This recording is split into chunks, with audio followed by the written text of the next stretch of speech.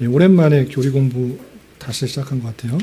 좀 낯설지만 우리 다시 원래 하던 거 살펴보도록 하겠습니다. 예, 먼저 5페이지 보시면 오랜만에 하니까 다시 한번 차례를 좀 보도록 하겠습니다. 구원론에 이어서 교회론과 종말론을 배우는 것인데, 구원받은 자로서 어떤 삶을 살아가야 되는 것인가, 이것이 교회론이다라고 했습니다. 그래서 하나님의 율법에 대해서 어떻게 생각해야 되는지, 그리고 그리스도인의 받은 자유, 양심의 자유가 어떠한 것인지, 그 자유를 가지고 어떻게 예배하며 또 안식일에 대해서 이해하는지, 그 예배의 한 요소인 합법적인 맹세와 서원을 어떤 방식으로 해야 되는 것인지, 이 모든 것들을 통해 앞서 나오는 것들을 통해서 구원받은 자들가 어떻게 이 땅을 살아가는지를 잘 표현해 주는 것입니다. 그리고 23장에서는 국가의 위정자에 대해서 배웠고요. 이제 오늘은 24장 결혼과 이혼에 대해서 살펴보도록 하겠습니다. 교회인으로서 어떻게 결혼에 대해서 생각하는지, 또 이혼에 대해서 어떤 자세를 가져야 되는지 살펴보겠습니다. 46페이지입니다. 제24장 결혼과 이혼. 제1절 같이 그 내용 같이 한번 읽어보겠습니다. 시작. 결혼은 남자 한 사람과 여자 한 사람 사이에 이루어져야 하며, 한 남자가 한 명 이상의 여자를 두는 것을 불법한 일이고, 한 여자로서 한 명 이상의 남자를 두는 것도 마찬가지이다. 세상에 다양한 결혼에 대한 생각과 사상과 또 자세들이 있는데, 성경에서 말씀하고 있는 것이 무엇인가, 이것을 잘 보자는 것입니다. 성경에서는 그 결혼 제도는 남자 한 사람과 여자 한 사람 사이에 이루어지도록 하였다. 그래서 그 이상인 것, 그러니까 한 남자가 한 명 이상의 여자를 두는 것, 여러 첩을 두거나 여러 사람을 두는 것 불법한 일이고, 한 여자도 마찬가지로 한 명 이상의 남자를 두는 것도 불법한 것이다 라고 되어 있습니다. 그래서 성경에서 말하는 결혼 제도는 한 남자와 한 여자 사이에 이루어져야 된다라고 표현하고 있는 것입니다. 어디에서 그런 표현들이 있는가? 구체적인 내용들이 창세기 2장과 마태복음 19장에 나타나 있습니다. 먼저 창세기 2장 24절 같이 한번 읽어보겠습니다. 시작. 이러므로 남자가 부모를 떠나 그 아내와 합하여 둘이 한 몸을 이룰지로다. 하나님께서 아담 홀로 있는 것을 좋아 보이지 않으셔서 그를 잠들게 하시고 갈빗대를 취하여 여자를 만드시고 결혼 제도를 이루셨던 것입니다. 그때 하는 표현이 아담과 그 아내와 합하여 둘이 한 몸을 이룰지라 그랬습니다. 넷이 아니고 둘이 한 몸을 이룰지로다. 그래서 결혼 관계는 한 남자와 한 여자 사이에 이루는 것, 하나를 이루는 것이 결혼이다라고 표현하고 있는 것입니다. 창세기 때 태초에만 그렇게 말하는 것 아니냐, 신약시대는 다르게 세상도 변하고 사회도 변하고 많은 것들이 변했는데 수천 년 전 이야기를 하느냐라고 할 수 있는데, 그렇지 않고 그 창조 원리, 결혼의 원리에 따라서 예수님도 이렇게 말씀하셨던 것을 볼 수 있습니다. 마태복음 19장 5절 6절 같이 한번 읽어보겠습니다. 시작. 말씀하시기를 그러므로 사람이 그 부모를 떠나서 아내에게 합하여 그 둘이 한 몸이 될지니라 하신 것을 읽지 못하였느냐.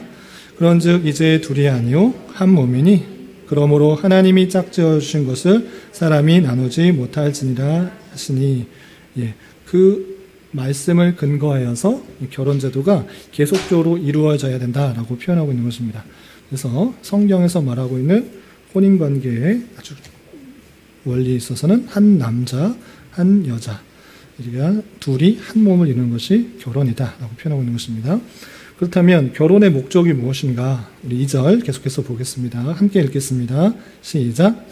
결혼의 목적은 부부간에 서로 돕기 위한 것이고, 인류의 합법적인 번성에 따라 교회로서는 경건한 자손들을 증가시키기 위한 것이며, 불결과 문란을 막기 위한 것이다. 결혼 목적에 나왔습니다. 결혼 목적은 서로를 돕기 위한 것이다 그랬습니다. 남자가 일방적으로 도움을 받는 것이 아니고, 또 여자도 일방적으로 도움을 받는 것이 아니고 서로 돕기 위한 것이다. 서로 돕는 배필로서 지으신 것이고, 또 결혼 관계가 돕는 배필이 필요했기 때문에 하와를 만드신 것이고 서로 돕는 역할들을 하는 것입니다. 그리고 인류의 합법적인 번성에 따라 결혼 관계에 있어서 자녀를 낳는 것을 통해서 교회로서는 경건한 자손들을 증가시켜야 된다.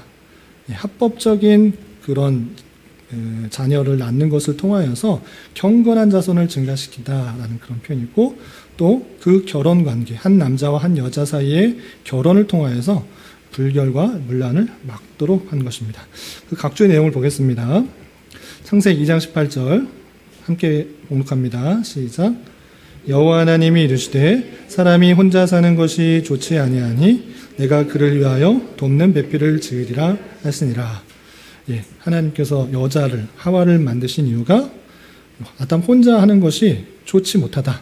그래서 좋지 않다라는 것은 하나님께서 그 주신 사명을 혼자 감당하기가 쉽지 않다라는 것입니다. 그래서 돕는 배필로서 하와를 지은 것입니다. 그래서 결혼 관계를 위해서 아담 혼자 할 수 있는 것이 혼자 못하는 것을 하와가 도와서 하는 것입니다. 그래서 이거 잘못 생각하면 거봐라, 성경에는 여자가 남자를 돕는 배필로 있다. 그러니 여자는 남자 밑이다. 이렇게 말한 사람이 있는데 그 말을 하는 것이 아니라 남자가 혼자 못하는 것을 돕는 역할로 있는 것입니다. 이런 비유를 한번 들 수 있는데, 여러분들 손이 두 개잖아요. 손 두 개죠. 오른손이 혼자 할 수 있는 것도 물론이죠. 혼자 오른손으로 할 수 있는 것이 제한적이잖아요. 뭘 잡는 것이나 큰 물건을 드는 것이나 혼자 하는 것들이 상당히 제한되니까 왼손이 필요한 것입니다. 오른손잡이는 왼손이 필요하고 왼손잡이는 오른손이 필요하고, 어떤 게 우등하고 열등한 것이 아니라 서로 돕는 거예요. 이해가 되시나요? 그래서 함께 두 손이 있어야지만 그 일들을 하나님께서 지으신 그 사명을 잘 감당할 수 있다. 그래서 남자가 있는 것이고 여자가 있는 것입니다. 우열이 있는 것이 아니고 창조의 질서가 있는 것이다. 이렇게 생각하셔야 되는 것입니다. 그리고 또 뒤에 나오서 타락의 결과에 의해서 남자와 여자와 복종과 사랑의 관계, 그것들이 또 있는 것인데 그것은 나중에 또 설명하겠습니다. 그리고 하나님께서 그럼 인류를 번성시키시려면 사람을 많이 만드시면 되는데 왜 남자 하나 여자 하나 이렇게 만드셨는가? 그것을 우리는 궁금해서 하나님께 직접적으로 물어볼 수도 없고 그랬는데, 성경을 자세히 읽어보면 그것에 대해서 해설해 준 것이 있는 것입니다. 왜 한 사람 만나서 한 가정에서 이렇게 나오겠는가? 그래서 말라기에서 그 부분을 친절하게 해석을 해 주신 것입니다. 말라기 2장 15절 같이 한번 읽어보겠습니다. 시작. 그에게는 영이 충만하였으나 오직 하나를 만들지 아니하셨느냐? 어찌하여 하나만 만드셨느냐? 이는 경건한 자손을 얻고자 하심이라. 그러므로 내 심령을 삼가 지켜 어려서 맞이한 아내에게 거짓을 행하지 말라. 자손 낳고 생육하고 번성하고 충만한 게 목적이라면 여자 한 명 만들지 말고 잘 때 갈비대 뭐 두세 개 이렇게 해서 여자 만들어 놓고 많이 이렇게 결혼해서 자녀를 많이 낳으면 훨씬 더 생육하고 번성하고 충만하는 게 빠릅니까? 빠르지 않습니까? 빠르겠죠. 자녀 많이 훨씬 더 몇 배나 낳을 수 있는데 왜 그렇게 안 하셨겠느냐? 그것은 경건한 자손을 얻고자 함이다라고 표현하고 있습니다. 한 가정에서 낳는 그 자녀를 통하여서 그 경건성을 계속적으로 유지하기 위해서 또 다양한 자녀를 많이 낳으면 당연하게 관심과 생각과 시간이 분산되는 것입니다. 그래서 그 일들이 경건한 그 내용이 신앙의 내용들이 잘 전수되지 않기 때문에 하나님께서는 경건한 자손을 얻게 하고자 한 남자와 한 여자 그 결혼 관계에서 자손을 증가시켜라. 그러니까 한 아내에게 마음을 다 줘서 그 가정 안에서 신앙이 잘 경건한 신앙의 계대가 잘 이루어지도록 그렇게 애쓰는 것이다. 그것이 하나님께서 결혼 질서를 만드신 방편이다라고 보시면 되겠습니다. 그리고 세 번째, 불결과 문란을 막기 위한 것이다. 어떤 표현에 따라서 이렇게 말할 수 있는가? 우리 고린도전서 7장 9절 말씀 같이 한번 읽어보겠습니다. 시작. 만일 절제할 수 없거든 결혼하라. 정욕이 불같이 타는 것보다 결혼하는 것이 나으니라. 일반적인 그런 남성과 여성에 있어서는 성욕을 주신 것입니다. 성욕이 잘못된 것이 아닙니다. 하나님께서 주신 일반적인 욕구 중에 하나인 것입니다. 그런데 그 욕구, 정상적인 성적인 욕구를 해결하는 데 있어서 하나님께서는 결혼 주제를 준 것입니다. 불같이 그런 성욕과 정욕이 타오를 때 그거 아무 데서나 내가 원하는 사람 만나서 아무렇게나 하는 그 성욕을 내는 것이 아니라 그것을 절제할 수 있도록, 그것을 해결할 수 있도록 불결과 문란을 막기 위해서 결혼관계 안에서 성적인 욕구, 그 정욕들을 해소하다 이렇게 표현하고 있는 것입니다. 그래서 오늘날에 있어서 모든 사람이 그런 것은 아니겠지만 단순히 뭐 법적인 제도가 또는 경제적인 구조가 결혼을 하게 되면 집도 사기 힘들고 뭐 하기도 힘드니까 결혼을 안 하고 마이웨이, 나 혼자 홀로 솔로로서 잘 살겠다. 결혼하면 애도 낳아야 되고 아내나 남편을 또 신경 써야 되고 또 자녀를 낳으면 또 어떻게 되게 힘드니까 나는 결혼 안 해. 나는 혼자 살겠다라고 하는 사람들이 상당히 많습니다. 그것이 독신의 은사가 있어서 결혼에 대한 성적인 욕구에 대한 그런 욕구가, 정욕이 하나도 없을 경우는 그건 충분히 이해가 됩니다. 하나님께서 그런 은사를 또 주신 분도 있으니까. 그런데 그런 것 없이 그런 욕구들을 주체하지 못하면서 결혼 관계에서 이루지 못하면서 잘못된 방법으로 다 만들어 놓고 결혼만 안 하겠다. 이것은 죄다라는 것입니다. 그래서 불같이 타는 정욕을 어디서 해야 되는가 하고 때 결혼 관계에서 할 수 있도록 하나님께서 만들어 두신 것이다 라는 것입니다. 그래서 그런 것을 제어하지 못하고 바람을 피는 것이나 잘못된 성관계를 가지는 것으로 인하여 여러 번 말씀드리지만 수많은 낙태가 자행되고 있는 모습들이 보이는 것입니다. 그런 것이 살인과 무엇이 다르겠는가 생각해 볼 때 이것을 주의 깊게 생각해 보아야 될 것입니다. 이해가 되시죠? 3절 보겠습니다. 자, 3절 계속해서 결혼관계에 대해서 어떻게 표현하고 있는지 계속 읽어보겠습니다. 시작. 정신적으로 분별력이 있어서 결혼에 대하여 판단하고 결정할 수 있는 사람은 합법적으로 결혼할 자격이 있다. 그러나 결혼 상대에 대한 선택에는 다음 몇 가지가 지켜져야 한다. 기독신자는 기독신자와 결혼해야 되는데 특별히 개혁신앙의 소유자는 불신자나 천주교 신자나 기타 우상교도와 결혼할 수 없다. 경건한 자로서는 극히 두드러지게 사악한 생활을 하는 자이든지 멸망받을 만한 이단설을 주장하는 자로 더불어 결혼할 수 없다. 그런 잘못된 결혼은 서로 맞지 않는 처지에 명예를 빼는 불행을 초래하게 된다. 끊어서 하나씩 각주를 보면 설명했습니다. 첫 번째로 결혼할 자격이 누구 있는가? 결혼할 사람, 누가 결혼해야 되는가? 아무나 결혼해야 되는 것이 아니라 자격이 주어진다는 것입니다. 어떤 사람인가? 라고 할 때 정신적으로 분별력이 있어서 결혼에 대하여 판단하고 결정할 수 있는 사람, 이런 사람이 결혼할 자격이 있는 것입니다. 이런 사람은 합법적으로 결혼할 자격이 있는 것입니다. 정신적으로 분별력이 없는 그런 성인이 아닌 그런 사람들이나 또 분별이 안 되는 그런 사람들에 있어서는 좀 결혼에 대해서 조심해야 되는 것입니다. 그 관련된 것은 어디 있는가 할 때 창세기 24장 57절부터 58절 말씀 각주 5번 같이 한번 읽어보겠습니다. 시작. 그들이 이르되 우리가 소녀를 불러 그에게 물으리라 하고 리브가를 불러 그에게 이르되 내가 이 사람과 함께 가려느냐? 그가 대답하겠나이다. 리브가에게 불러서 결혼하겠느냐라고 물었을 때 그 리브가가 판단할 수 있는 그 정신적인 능력이 있는 것입니까? 없는 것입니까? 있는 것입니다. 그냥 너 어리니까 부모 말 들어. 그냥 가. 결혼해. 그렇게 한 것이 아니라 물어본 것입니다. 너 이 사람과 함께 다시 가서 결혼하겠느냐 물었을 때 아내 가겠습니다라고 판단할 수 있는 것입니다. 그래서 사리가 분별될 수 있는 성인이라는 기준이 좀 애매하긴 하지만 정신적으로 분별할 수 있는 그런 상태에 있을 때 합법적으로 결혼할 자격이 주어진다는 것입니다. 그리고 두 번째, 기독신자는 기독신자와 결혼해야 된다. 신앙 있는 사람은 신앙 있는 사람과 결혼해야 된다라는 그런 표현인데 그 내용들은 뭐 구약 성경에 아주 많이 나와 있습니다. 그런데 각주에 나와 있는 고린도전서 7장 39절 말씀 같이 한번 읽어보겠습니다. 시작. 아내는 그 남편이 살아있는 동안에 매여 있다가 남편이 죽으면 자유로워 자기 뜻대로 시집갈 것이나 주 안에서만 할 것이니라. 예, 이것은 여러 가지 내용이 함께 담겨 있는데 끝에 것만 보겠습니다. 끝에 것만.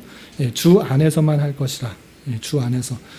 예, 결혼 관계에 있어서 그냥 내 뭐 정욕이나 이런 것을 그냥 해소하기 위해서 그냥 결혼하는 것, 이것이 아니고 주 안에서 믿음의 가정을 이루기 위해서 필요한 것이기 때문에 행해야 된다라고 표현하고 있는 것입니다. 결혼의 목적들이 한 곳을 바라볼 수 있도록 하는 것이 결혼이 되어야 된다 생각하시면 되겠습니다. 그리고 7번 각주 보시면 여러 가지가 묶여 있는데, 같은 신앙의 내용들 뿐만 아니라 개혁 신앙의 소유자는 불신자, 천주교신자, 우상교도 결혼할 수가 없고, 또 극히 두드러지게 사악한 생활을 하는 자, 멸망을 받을 만한 이단설을 주장하는 자와 결혼할 수 없다. 같은 신앙을 가진 사람과 함께 결혼해야 그 생활이 당연히 행복하고 또 바르게 될 수 있다는 것입니다. 그래서 그런 각주들이 여러 개 있는데, 고린도 후서 6장 14절 15절 한 개만 살펴보겠습니다. 고린도 후서 6장 14절 15절 함께 봉독합니다. 시작. 너희는 믿지 않는 자와 멍에를 함께 매지 말라. 의와 불법이 어찌 함께하며 빛과 어둠이 어찌 사귀며 그리스도와 벨리알이 어찌 조화되며 믿는 자와 믿지 않은 자가 어찌 상관되며. 예, 믿지 않는 자와 멍에를 함께 매지 말라. 실제 멍에를 맺지 말라 이것이 아니라 그런 책임을 져야 되는 일들을 항상 그렇게 같이 가는 것이 결혼 관계일진데, 그것을 잘못된 신앙과 가치관이 같지 않은 사람과 결혼하게 되면 자기 신앙이 위험할 수 있으니 그런 것을 향하지 않도록 한 것입니다. 그래서 같은 개혁신앙의 내용들은 개혁신앙을 가진 사람과 결혼하는 것이 제일 부부간의 다툼이나 또 나눔이 없고 같이 결혼할 수 있다는 것들을 표현하는 것입니다. 그래서 서로 맞지 않는 처지에서 한 멍에를 매는 것은 서로의 불행을 초래하기 때문에 같은 생각을 가진 사람과 결혼할 수 있도록 하는 것이 좋겠다라고 표현하고 있는 것입니다. 나머지 구절도 비슷한 거니까 넘어가도록 하겠습니다. 제4절, 또 결혼에 대해서 어떻게 또 조건을 붙이고 있는지 4절 같이 한번 읽어보겠습니다. 시작. 혈연관계가 서로 가까운 남녀는 결혼할 수 없다.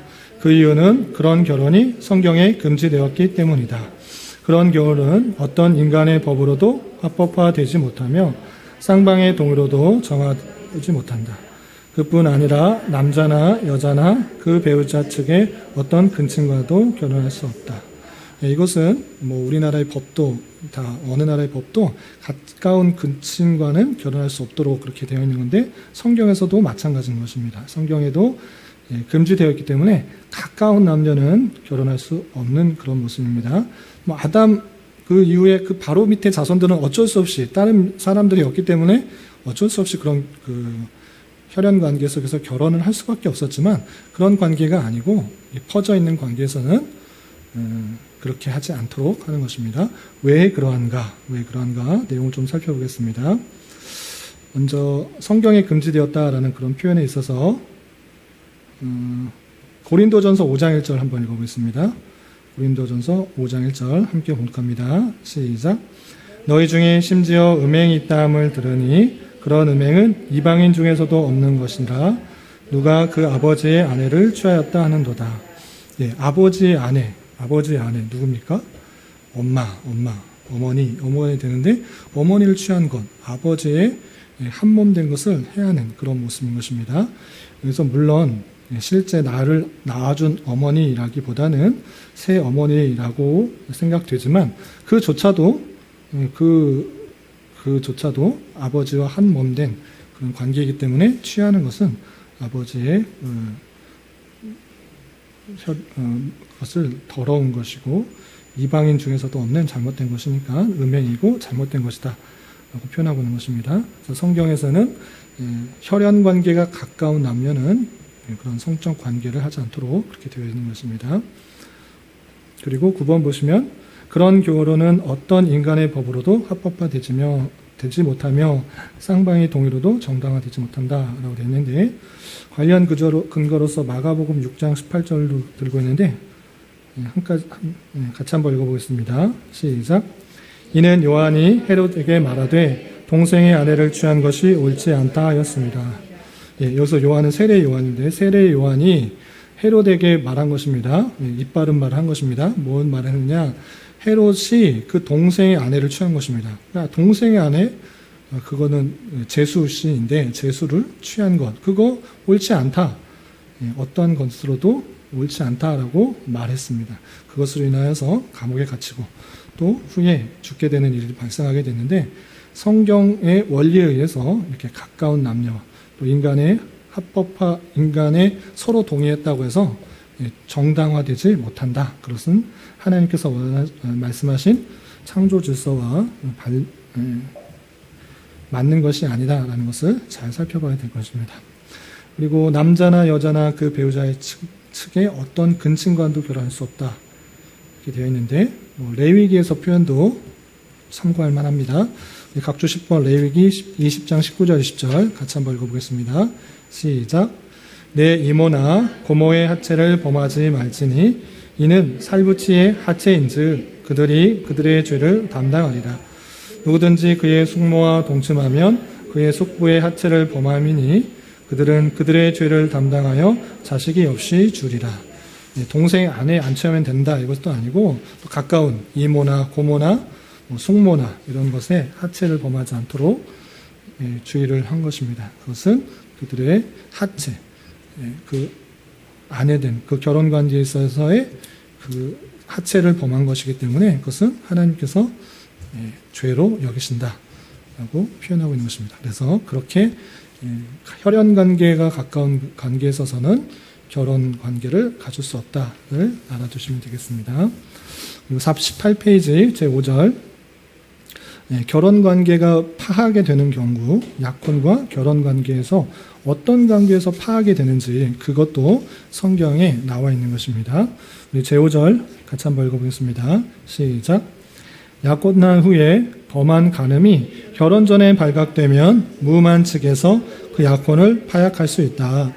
그리고 결혼한 후에도 간음한 일이 있을 경우에는 무음한 측에서 이혼 소송을 할 수 있고, 또 이혼한 후에는 다른 사람과 결혼할 수 있다. 범죄한 측은 무음한 측의 죽음자와 같이 취급된다. 한번 결혼하면 계속 영원히 가는 것이 아니라 이런 여러 가지 조건, 크게 두 가지 조건에 의해서 이혼할 수가 있는데, 우선 결혼 전에 약혼 상태에서 그것이 파괴될 수 있는 것입니다. 각주 11번을 보시면 신명기 24장 1절 같이 한번 읽어보겠습니다. 시작. 사람이 아내를 맞이하여 데려온 후에 그애가 수치되는 일이 있음을 발견하고 그를 기뻐하지 아니하면 이혼 증서를 써서 그의 손에 주고 그를 자기 집에서 내보낼 것이요. 결혼 관계에서 말하는데, 이제 결혼을 하려고 아내를 딱 데려왔어요. 그런데 이 아내가 그 전에 이렇게 수치되는 일이 있음을 보게 된 것입니다. 그럴 때 그것을 결혼할 수도 있는데 그 가늠한 것으로 인하여서 이혼 정서를 써줄 수 있다, 이렇게 표현하고 있는 것입니다. 이런 말씀에 근거해서 약혼은 후에도 그 전에 가늠한 모습들이 있었다고 하면 무음한 측에서 그 약혼을 파악할 수 있는 것입니다. 결혼 전에도 이 간음이라는 그 일로 인하여서 파할 수 있는 모습들이 드러나고요. 그리고 결혼 후에도 마찬가지입니다. 간음한 일이 발견되었을 때 무음한 측에서 이혼 소송을 할 수 있다는 것입니다. 각주 마태복음 5장 31절 32절 같이 한번 읽어보겠습니다. 시작. 또 일렀으되 누구든지 아내를 버리려거든 이혼 증서를 줄 것이라 하였으나 나는 너희에게 이르노니 누구든지 음행한 이유 없이 아내를 버리면 이는 그로 간음하게 하니며 또 누구든지 버림받은 여자에게 장가드는 자도 간음함이니라. 그냥 버리고 그냥 이유 없이 아내를 버리는 거, 그거 안 된다. 어떤 이유에서만 되는가? 음행한 이유 없이 아내를 버리면 그것은 그를 간음하게 한 것이다. 그러니까 죄다. 다시 말해서 음행한 이유 없이 아내가 내 생각과 다르다고, 내 판단과 다르고, 나의 원하는 대로 안 한다고 버리지 말라. 그러나 음행한 것은 아주 기본적인 것을 어긴 것이기 때문에 무슨 이혼 사유가 된다. 무음한 측에서 이혼 소송을 할 수 있다라는 것입니다. 그리고 이혼한 각주 13번을 보면 이혼한 후에 그 전 남편 또는 전 아내하고는 어떻게 할 수 있는가라고 했을 때 죽은 자 같이 취급하고 새로운 가정을 취할 수 있다는 것입니다. 이혼한 후에는 다른 사람과 결혼할 수 있다. 이렇게 되어 있습니다. 그 관련된 내용이 로마서 7장 2절 3절 되어 있는데 계속해서 읽어보겠습니다. 시작. 남편 있는 여인이 그 남편 생전에는 법으로 그에게 매인 바 되나 만일 그 남편이 죽으면 남편의 법에서 벗어나느니라. 그러므로 만일 그 남편 생전에 다른 남자에게 가면 음녀라.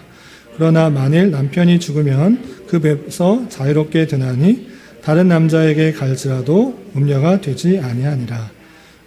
생전에는 법에게 매인되지만 죽으면 벗어나는 것과 마찬가지로 간음한 일로 인하여서 나뉘어지게 되었을 때 죽은 것과 같이 자유롭게 생각하고 새롭게 결혼을 할 수 있는 그 원리들이 있는 것입니다. 이렇게 간음, 남자와 여자와의 그 결혼 관계에 있어서의 성적 관계를 가지도록 하였는데 그것이 벗어날 때는 언제든지 이혼 사유가 된다. 또 결혼 전이어도 파약의 사유가 된다라고 되어 있는 것입니다.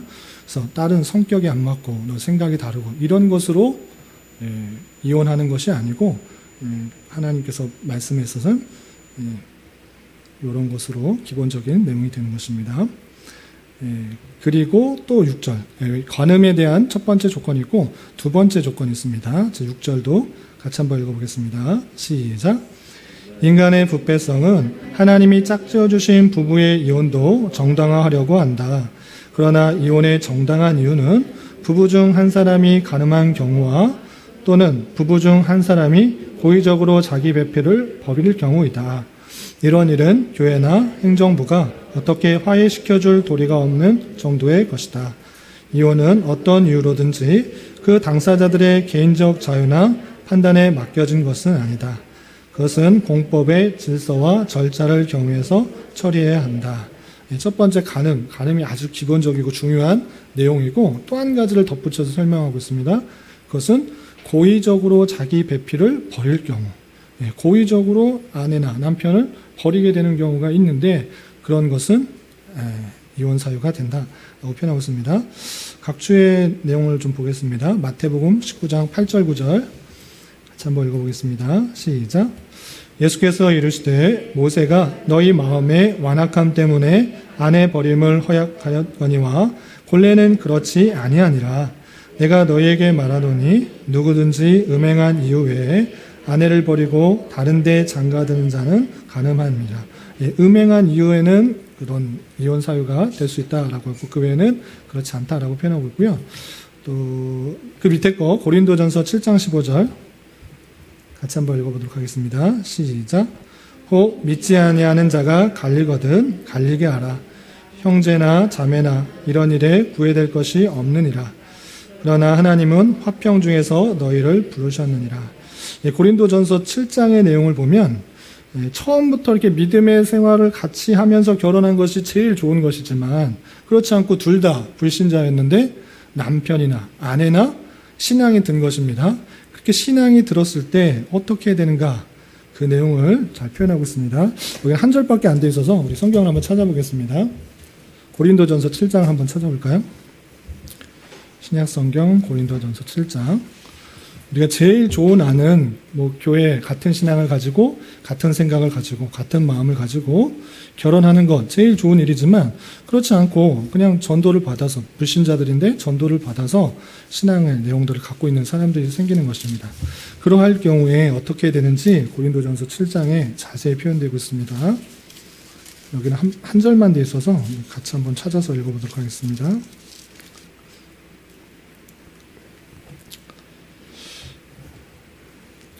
예, 7장 8절부터 16절까지 한번 읽어보겠습니다. 8절 9절 먼저 8절 9절 끊어서 한번 읽어보겠습니다. 8절 9절 함께 봉독합니다. 시작. 내가 결혼하지 아니하는 자들과 과부들에게 이르노니 나와 같이 그냥 지내는 것이 좋으니라. 만일 절제할 수 없거든 결혼하라. 정욕이 불같이 타는 것보다 결혼하는 것이 나으니라. 아까도 말씀드렸습니다. 그런 독신의 은사를 가진 사람이 있습니다. 남자를 봐도 여자를 봐도 전혀 이렇게 사랑하는 마음, 좋아하는 마음이 안 생길 수도 있습니다. 그러나 대부분의 사람들은 그렇지 않은 것입니다. 하나님께서 주신 그런 욕구 중에 하나인 것입니다. 그런데 그것을 절제할 수 없을 상태가 되면, 어느 정도가 되면, 성인이 되면 그런 정욕들이 자연스럽게 나오기 때문에 불같이 타오르게 되고 그런 것에 절제할 수가 없는 상태가 되는 것입니다. 그런 상태가 되면 때가 된 줄 알고 결혼을 하라. 결혼하는 것이 낫다. 절제하지 못하고 또 잘못된 그런 결혼하지 않은 관계에서 성적 욕구를 행하는 것은 죄인이다. 결혼 관계 안에서 행하도록 이렇게 하는 것입니다. 그런데 결혼한 상태에서 또 신앙이 들어갈 때 또 남자와 여자가 들어갈 때 어떻게 되는가 계속적으로 교훈해 주고 있는 것을 볼 수 있습니다. 10절부터 16절까지, 10절부터 12절까지 먼저 한번 읽어보겠습니다. 시작. 결혼한 자들에게 내가 명하노니 명하는 자는 내가 아니요 주시라. 여자는 남편에게서 갈라서지 말고 만일 갈라섰으면 그대로 지내든지 다시 그 남편과 화합하든지 하라. 남편도 아내를 버리지 말라. 그 나머지 사람들에게 내가 말하노니 이는 주의 명령이 아니니라. 만일 어떤 형제에게 믿지 않은 아내가 있어 남편과 함께 살기를 좋아하거든 그를 버리지 말며. 첫 번째, 하나님이 주시는 말씀과 주의 명령이 아닌 권고사항이 있습니다. 이 첫 번째 거는 먼저 말한 것은 반드시 지켜야 될 내용이고 그 뒤의 내용들은 이렇게 하는 것이 좋다라고 권고사항인 것입니다. 그것을 구별하여 설명하는데 첫 번째, 하나님의 명령이시다. 내가 말하는 것이 아니고 주가 명령한 것이라고 하면서 말씀하신 것이 무엇이냐. 10절 말미에 여자는 남편에게서 갈라서지 말고 만일 갈라섰으면 그대로 지내든지 그 남편과 화합하든지 하고 남편도 아내를 버리지 말라. 그래서 여자와 남편과 일반적으로 아까 말씀하였던 그 내용들이 아니고서는 갈라서지 말라. 하나님께서 맺어주신 것이니까 갈라서지 말란다. 이렇게 말하는 것입니다. 그리고 다음에는 권고사항입니다. 이렇게 하는 것이 좋겠다라고 바울사도가 권고하는 것입니다. 12절 중반절 보시면 이는 주의 명령이 아니니라. 만일 어떤 형제에게 믿지 아니하는 아내가 있어 남편과 함께 살기를 좋아하거든 그를 버리지 말라 그랬습니다. 부부 있는데 형제가 신앙이 있고 아내가 신앙이 없는 것입니다. 그런데 아내가 남편과 살기를 좋아해. 신앙 안에서 자라야 되는데 그렇게 제일 좋은 아닌데 그렇지 않고 형제에게 신앙이 먼저 들어갔어요. 아직 믿질 않아. 그럴 때는 어떻게 해야 되느냐? 아내가 남편과 살기 좋아하면 그걸 버리지 말고 같이 살아라 라고 표현하고 있는 것입니다. 또 13절 보시면 어떤 여자에게 믿지 아니하는 남편이 있어 아내와 함께 살기를 좋아하거든 그 남편을 버리지 말라 했습니다. 반대적인 것입니다. 어떤 여자가 있는데 그 여자는 신앙이 있어. 그런데 남편이 신앙이 없어. 신앙이 있는 상태에서 없는 상태에서 결혼했다기보다는 이 고린도 지역에 이방 지역이기 때문에 뒤늦게 복음이 들어간 것입니다. 그래서 여자에게 먼저 신앙이 들어가서 남편은 아직 신앙이 없는 상태였을 때 아내와 함께 살기를, 남편이 아내와 살기를 좋아하면 남편 버리지 말라. 당신은 신앙이 없으니까 안 돼. 나는 이혼할 거야. 이렇게 하지 말라라고 하는 것입니다. 왜 그러한가? 14절, 15절, 16절까지 같이 한번 읽어보겠습니다. 시작. 믿지 아니하는 남편이 아내로 말미암아 거룩하게 되고 믿지 아니하는 아내가 남편으로 말미암아 거룩하게 되나니 그렇지 아니하면 너희 자녀도 깨끗하지 못하니라. 그러나 이제 거룩하니라. 혹 믿지 아니하는 자가 갈리거든 갈리게 하라. 형제나 자매나 이런 일에 구애될 것이 없느니라. 그러나 하나님은 화평 중에서 너희를 부르셨느니라. 아내 된 자여 내가 남편을 구하는지 어찌할 수 있으며 남편 된 자여 내가 내 아내를 구원하는지 어찌 알 수 있으리요. 처음부터 그 신앙을 갖고 결혼한 것이 제일 좋은 아내인데 항상 그렇게 되는 것이 아니고 남편에게 아내에게 신앙이 먼저 들어가는 경우도 있는 것입니다. 그럴 때 두 사이가 그냥 사랑하고 또 나뉘기 싫어하면 같이 살아라. 그런데 신앙을 가졌다라는 이유로 정말 싫고 미우고 갈리게 하려고 하면 갈라져도 괜찮다라는 것입니다. 버리게 되는 상황이 있을 때 버릴 수도 있는 것입니다. 그런데 그것이 나 신앙이 다르니까 나는 헤어져야 돼 이렇게 생각할 것이 아니라 그 안에 된 신앙의 모습을 잘 보고 저 사람이 예수님 믿더니 저렇게 변했네. 저 사람이 남편이 신앙을 갖더니 정말 다른 사람이 되었네. 날 맨날 이렇게 핍박하고 또는 뭐 이렇게 안 좋은 소리 하고 계속 했는데 신앙을 갖더니 완전히 다른 사람이 되었네. 저 사람이 믿는 하나님을, 예수님을 믿어볼까? 교회를 한번 나가볼까? 이렇게 될 수도 있다는 것입니다. 그래서 아내 된 자여, 내가 남편을 구하는지 어찌할 수 있느냐? 남편 된 자여, 내가 아내를 구하는지 어찌할 수 있느냐라고 하면서 신앙 때문에 치고받고 못 살게 하는데 이런 것 아니고 그냥 어느 정도 보여주신다면 또 내가 남편을 구하기 위해, 아내를 구하기 위해 먼저 신앙을 갖게 하신 하나님의 섭리 방편은 아닌가 생각해 보면서 끝까지 그리스도의 사랑을 잘 전할 수 있는 모습을 가지면 좋겠다. 그것을 통해서 남편도 아내도 신앙을 갖게 되고 한 신앙 안에서 가정이 경건한 자손들이 계속적으로 이루어질 수 있도록 하는 것이 하나님께서 원하시는 것이다. 이렇게 생각하고 정리하시면 되겠습니다. 아시겠죠? 고의적으로 막 자기 배필을 버릴 경우가 아닐 경우에는 계속적으로 신앙 안에서 그 사람이 변화될 수 있기를 애써야 되는 것입니다. 그리고 이 결혼 관계는 그냥 남자와 여자, 그냥 사적인 것에 그치는 것이 아니라 공적인 것들로 질서와 절차를 경유해서 처리해야 되는 것입니다. 그냥 마음 맞았다고 오늘부터 나와 아내 성인이니까 뭐 결혼 관계하자 이렇게 하기보다는 공법의 질서와 절차를 경유해서 처리해야 되는 것입니다. 결혼뿐만 아니라 이혼도. 관련 구절 신명기 24장 1절부터 4절까지 같이 한번 읽어보겠습니다. 시작.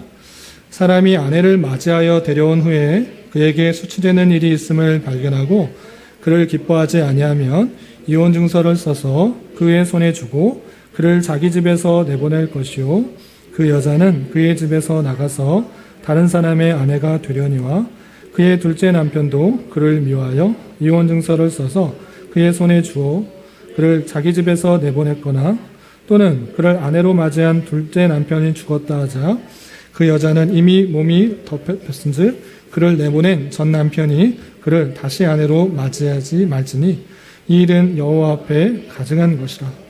너는 내 하나님 여호와께서 내게 기업으로 주시는 땅을 범죄하게 하지 말지니라.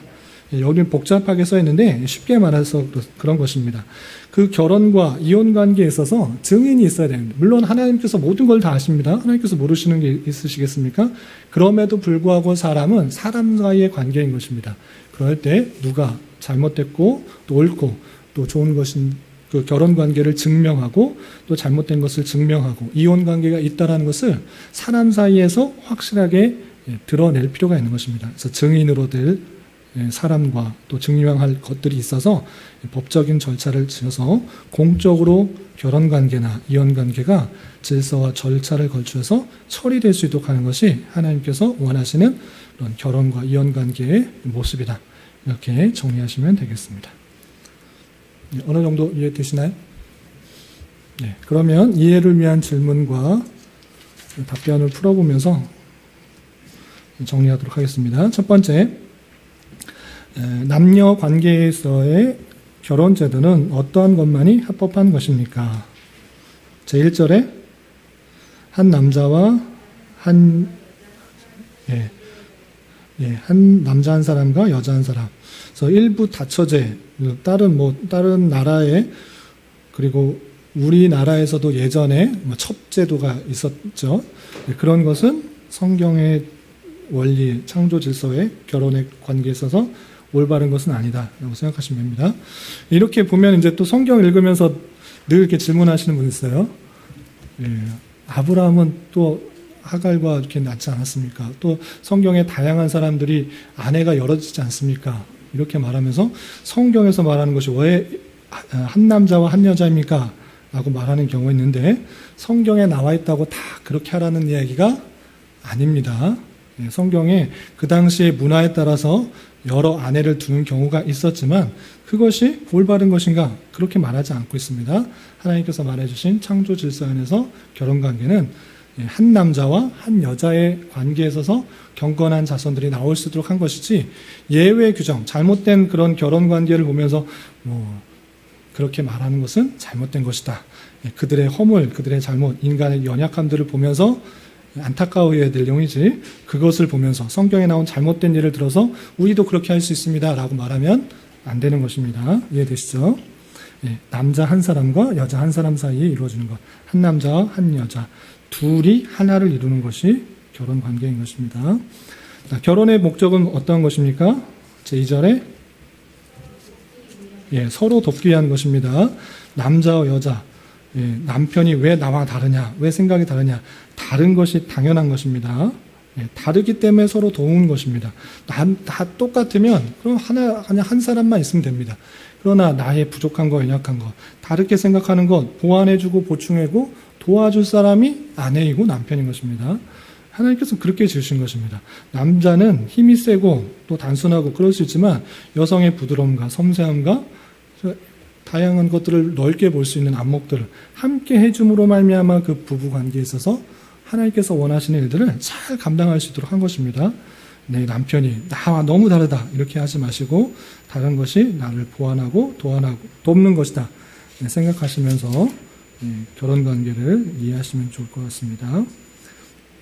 3번 합법적 결혼할 자격이 있는 사람은 어떤 사람입니까? 3절에 어떻게 되어 있죠?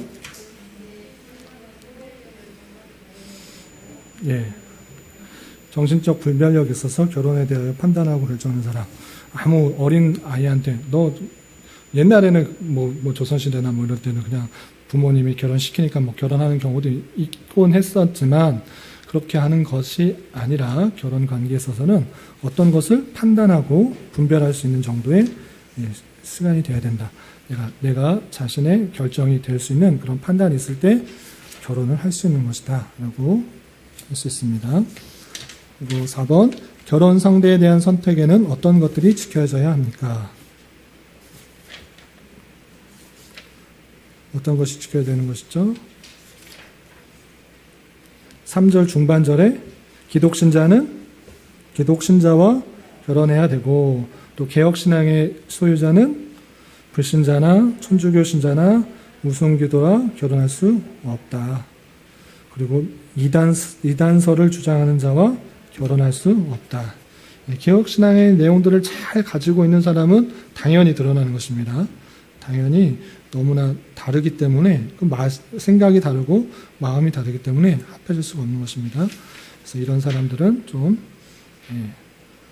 신앙의 경건성들을 잘 지켜나가기 위해서 같은 신앙 안에 특별히 개신교 물론 같은 예수 그리스도를 믿는 그런 신앙이지만 개혁신앙을 갖고 있는 사람은 더욱더 개혁신앙과 만난 사람과 만나면 더 좋겠다 생각이 듭니다.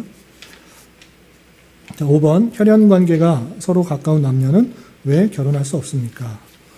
제4절에 성경에 금지되었기 때문이다. 레위기서의 표현에 의하면 그 친척의 하체를 범하는 일, 그 사람이 한 몸이 된 것이기 때문에 그 사람의 하체를 범하는 그런 일이기 때문에 죄가 되어서 이렇게 혈연관계가 서로 가까운 남녀는 결혼할 수 없도록 한 것입니다. 네.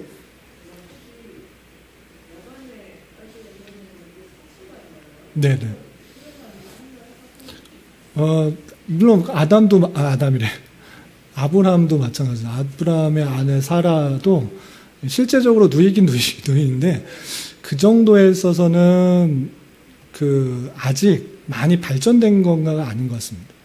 그러니까 그때 당시에는 그 정도의 혈연 관계는 어느 정도 인구에 있어서 아담은 어쩔 수 없이 아담과 그 밑에는 당연히 혈연 관계를 수밖에 없는데 그때 당시에 있어서는 많이 펼치지 않기 때문에 친족 간의 결혼이 있었던 것 같습니다.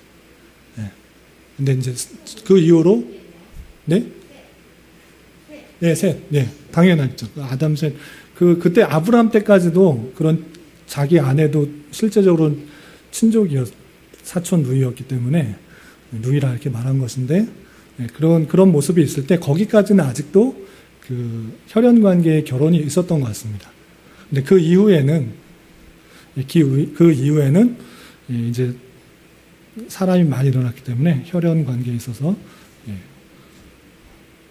족장 시대가 넘어갈 때쯤인 것 같습니다. 족장 시대 아브람, 이삭, 노아의 새 자녀 남았고, 네. 노아로부터 또 한참 지났죠. 한참 지나긴 했는데, 그러니까 그때도 마찬가지로 아브람 때도 족장 시대였으니까 자기 가족 안에서 지내는 그런 모습들이 이제 족장 시대인데, 그 아버지를 중심으로 흩어져 살 때 그 관계에서는 있었는데, 그 이후에 족장 시대가 아닌 그런 시대에 있어서는 그런 혈연 관계는, 가까운 혈연 관계에 있어서의 결혼은 성경에서 말하고 장려하는 것은 아니다. 이렇게 이해하시면 좋을 것 같습니다. 되셨나요? 예.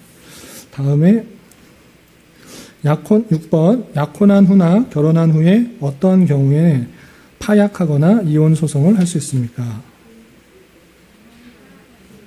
예, 간음이 발견되면 파약하고 또 이혼할 수 있다. 했습니다.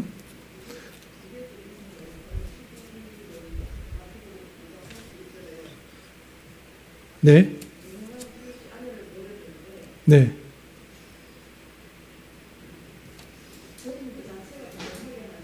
그 여인에게 간음하게 한 것이다. 네, 그 결혼 버리면 당연하게 한 부부로 사는 건 아니잖아요. 네, 음행한 이유 때문에 한 건 아닌데 그 사람을 간음하게 했다는 거예요. 간음하도록 만든 거죠. 평생 그냥 수전을 지켜서 순결을 지키고 살았다라고 할 수 있지만 일반적으로 그렇게 하기가 쉽지 않은 거죠. 그래서 간음하게 한 죄가 네. 네.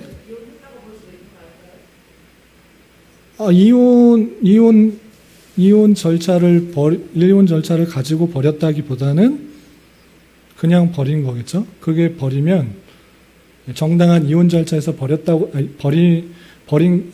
이혼을 하려고 하면 아까 말씀드린 것처럼 간음을 했기 때문에 이혼해야 되잖아요. 간음을 했으면 발견되면 이혼이 되는데 그것이 아닌 상태인데 버린 거잖아요. 그러니까 정당한 이혼 사유가 될 수가 없는 거죠. 그런데 그냥 버렸다는 거죠. 인간의 부패로 인하여서 싫은 거야, 아내가. 좀 살아보니까 너무 안 맞아. 이렇게 안 맞을 수가 있나 생각하고 등등등 여러 가지 사유를 대면서 버리게 되면 이것은 그로 간음하게 한 것이다. 그 죄를 짓도록 하게 한 것이다. 이렇게 생각하시면 될 것 같습니다. 6절에 보면요. 6절에. 마태복음? 예. 6절. 고의적으로 자기 배필을 버릴 경우가 있잖아요. 네네. 이혼 사유가 되는 거잖아요, 지금. 고의적으로 자기 배필을 버릴 경우. 네, 그러면 위에 마태복음 선생님이 증거한 거랑 좀 비슷한 거 아니에요? 부부 한 사람이 고의적으로 자기를 베풀 경우는 그렇죠. 간음하는 경우나 고의적으로 베풀 경우에는 이혼 정당한 사유가 된다라고 말했기 때문에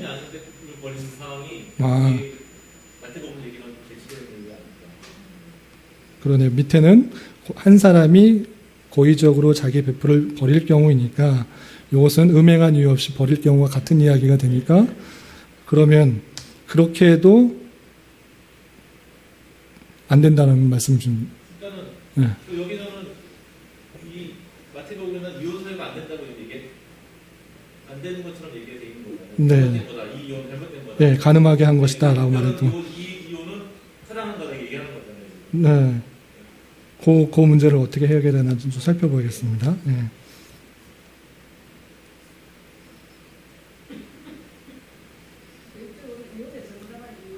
네. 네. 정당한 이유는 네. 싫어서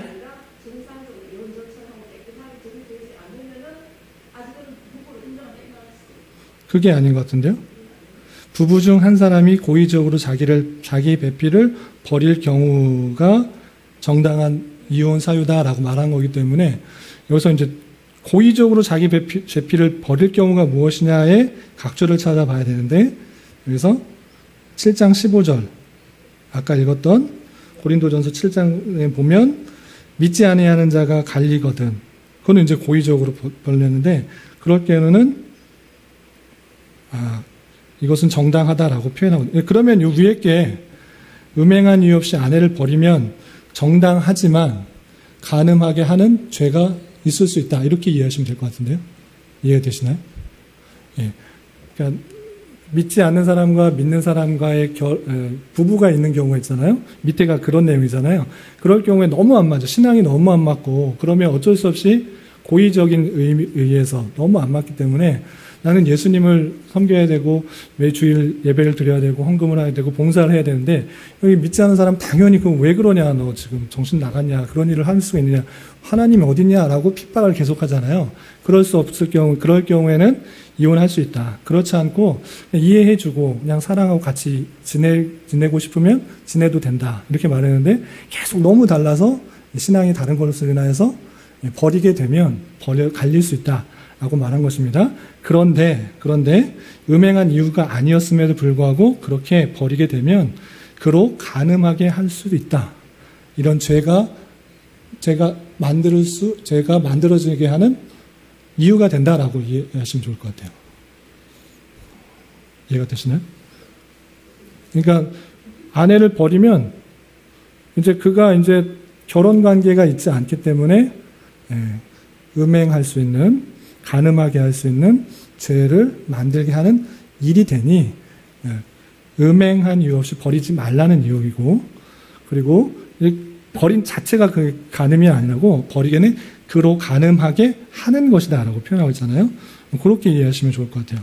그리고 버림받은 여자에게 장가드는 자도 간음이 아닙니다. 결혼관계를 통하여서 하는 것이 아니라 버림받은 여자에게 장가드는 것도 간음하게 되니 결혼관계 안에서 올바른 이혼과 결혼을 통해서 결혼관계에서 그런 음행의 간음의 그런 죄가 범하지 않도록 주의하라. 이렇게 이해하시면 되겠는데요. 마태복음 5장 한번 살펴볼게요. 같이 찾아보셔도 됩니다. 마태복음 5장 31절. 네, 간음하지 말라 하였다는 것을 너희가 들었으나 그 간음에 대한 부분이군요. 제가 27절부터 32절까지 쭉 한번 읽어볼게요. 그 한 절만 파악할 때 자꾸 오해될 수 있으니까 어떤 문맥인지 제가 한번 읽어보겠습니다. 마태복음 5장 27절부터 32절. 또 간음하지 말라 하였다는 것을 너희가 들었으나 나는 너희에게 이르노니 음욕을 품고 여자를 보는 자마다 마음에 이미 간음하였느니라. 예, 실제로 육체적인 간음 아니라 마음속에 있는 것도 간음이라고 표현하고 있는 것입니다. 이 간음에 대해서 계속 강조하고 있는 표현 같습니다. 그리고 만일 내 오른눈이 너로 실족하게 하거든 빼어버리라.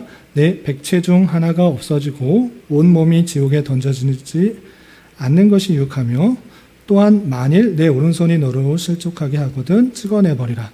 내 백체 중 하나가 없어지고 온몸이 지옥에 던져지지 않는 것이 유익하니라. 또 일렀을 때 누구든지 아내를 버리려거든 이혼 증서를 줄 것이라 하였으나 나는 너희에게 이르노니 누구든지 음행한 이유 없이 아내를 버리면 이는 그로 간음하게 하며 또 누구든지 버림받은 여자에게 장가드는 자도 간음하니라.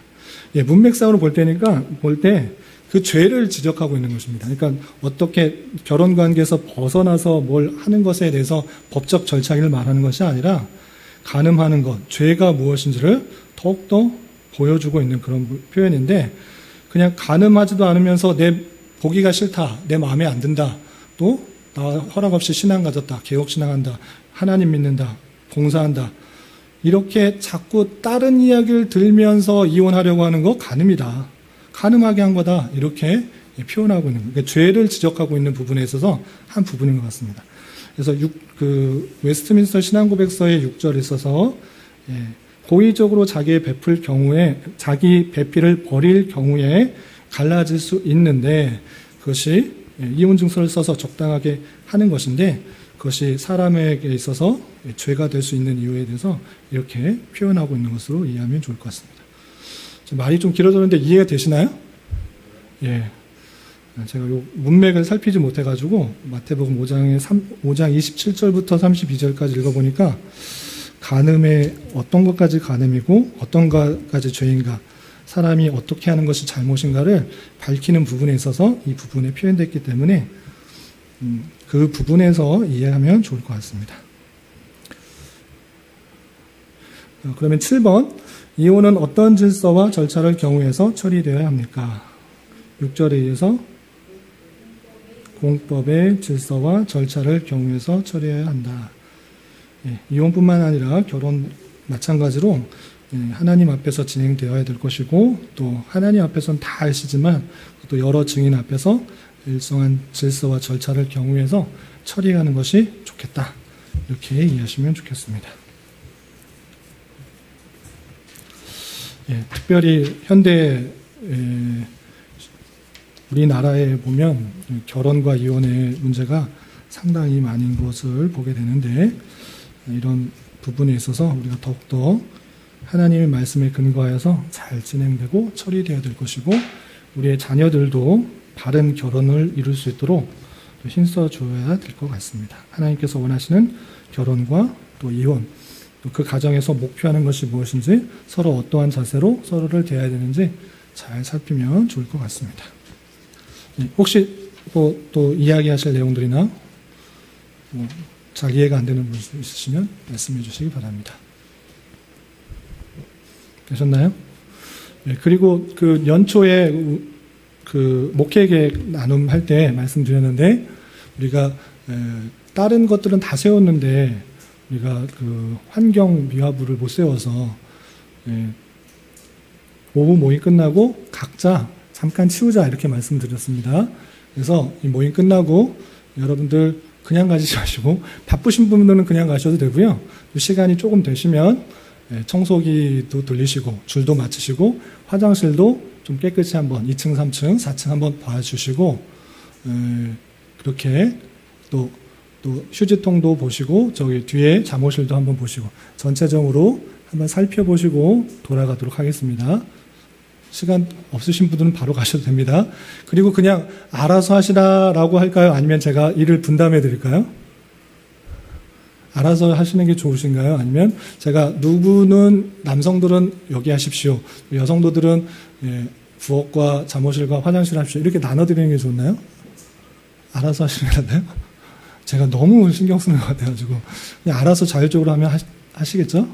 예, 그래서 잘 나누셔서 휴지통도 비워주시고 줄 좀 맞춰주시고 혹시 쓰레기가 있으면 좀 줄여주시고 그리고 제가 예전에도 한번 말씀드렸는데 우리가 예배 드리는 것 그리고 이 공간에 교회가 있다는 것이 다른 사람들에게도 참 즐거움과 복이 되어야 됩니다. 그러니까 교일에 수요일이나 금요일이나 새벽이나 주일날 교회만 예배드리고 갔다 하면 온 건물이 다 지저분하고 화장실도 엉망이고 쓰레기가 여기저기 너저분하게 있다더라. 그러면 다른 사무실들이 좋아할까요? 상가들이 좋아하지 않습니다. 아우 왜 이렇게 지저분하겠으나 이렇게 욕합니다. 그런데 교회가 들어서더니 주일만 모임들이 지날 때마다 건물이 반짝반짝하고 줄도 잘 맞추고 휴지 하나도 없고 질서를 잘 지키더라. 이런 소문이 나면 긍정적인 시선으로 될 것 같습니다. 지금도 잘하고 계시지만 화장실도 한번 살펴보시고 또 복도에 자기도 모르게 떨어뜨린 그런 휴지들이 없는지 살펴보시고 잘 정리하고 자유롭게 가시기 바랍니다. 아시겠죠? 제가 이제 어디 누구 하십시오 안 하겠습니다. 그렇게 하시고 가시기 바랍니다. 네, 그럼 기도하고 마치겠습니다. 하나님 아버지 감사합니다. 오늘 결혼과 이혼의 말씀을 통하여서 성경을 통해서 우리에게 주신 또 결혼제도와 이혼 방편에 대해서 살펴보았습니다.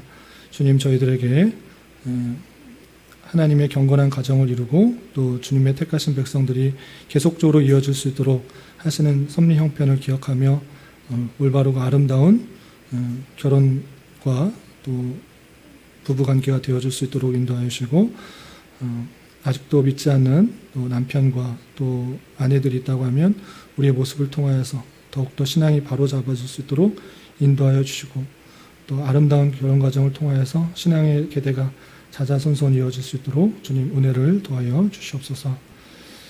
마치고 돌아가려 합니다. 또 청소하는 일과 또 돌아가서 각자에 맡겨진 일들을 주님과 동행하며 최선을 다해 잘 감당할 수 있도록 인도하여 주시옵소서. 예수님의 이름으로 감사히 기도드리옵나이다. 아멘.